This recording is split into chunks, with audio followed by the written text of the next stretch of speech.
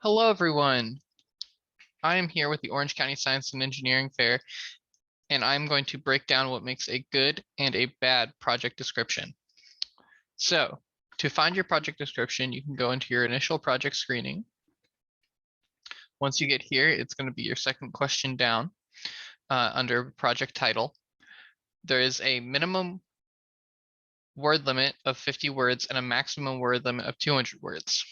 Now, the point of the project description is to go into detail about your methods and your materials that you need in order to do your project.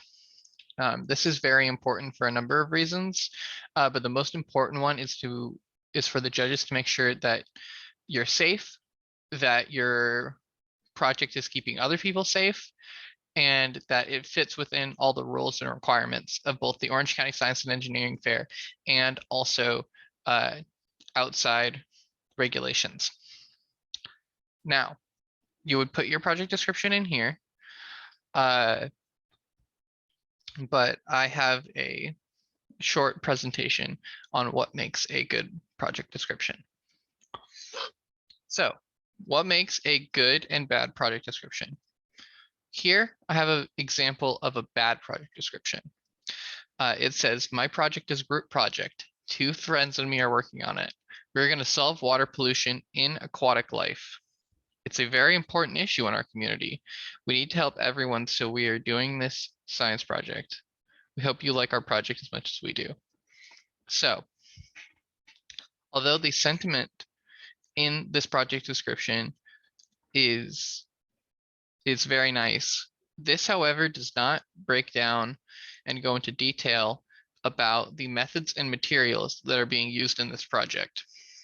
With this description, we are not able to discern what you're using for your project and what impact your project can potentially have. Therefore, we do not have enough actual information in order to greenlight your project for the science fair. A great way to change this is adding more, adding a lot more detail on what you're actually going to be doing and more of what your plan actually is, and talking about what you're going to be using and how you're exactly going to be running your experiment.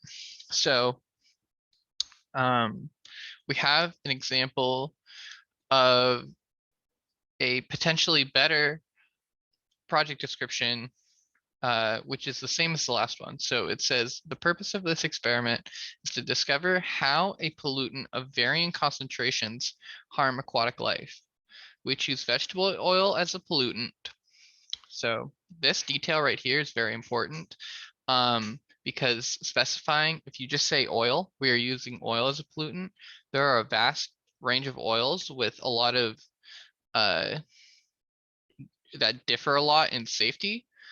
So it's important to specify the products that you're specifically using. Then continuing, our control is to place Dafina in plain water, specifying the amount of water, specifying the type of water, in a 10-quarter container. We will place the varying amounts of oil, 2%, 5%, and 10%, combined with the water, in 10-quart containers with an invertebrate called Dafina. We will observe the Dafina every day for 15 days to record the condition of the Dafina. Tables and graphs of our results will be included. So this is a really good project description. And the reasons why it's good is, for one, it meets the minimum requirement and expectation, which is it's above 50 words, and it goes into the methods and materials that you'll need.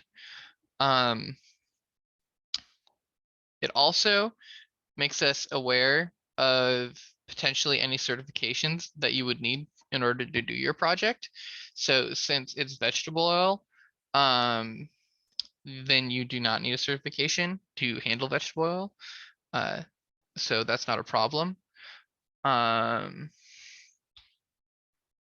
It also states what you're specifically testing on. So here they're testing on Defina, which is an invertebrate. They also specify what type of Defina it is, so it's a freshwater Defina. One thing they could do is also state how many Defina will be used, which is something that they don't do. And then on top of that, another way that they could also improve with this description would be to say what exactly they're measuring. So the dependent variable, whether that's eating habits, rate of movement, behavior, anything like that. The condition in this description is a little general. What we're looking for in project descriptions will always be more detail. I hope that gives you a better idea of how to create the best project description for your project. And I wish you all luck. Have a great day.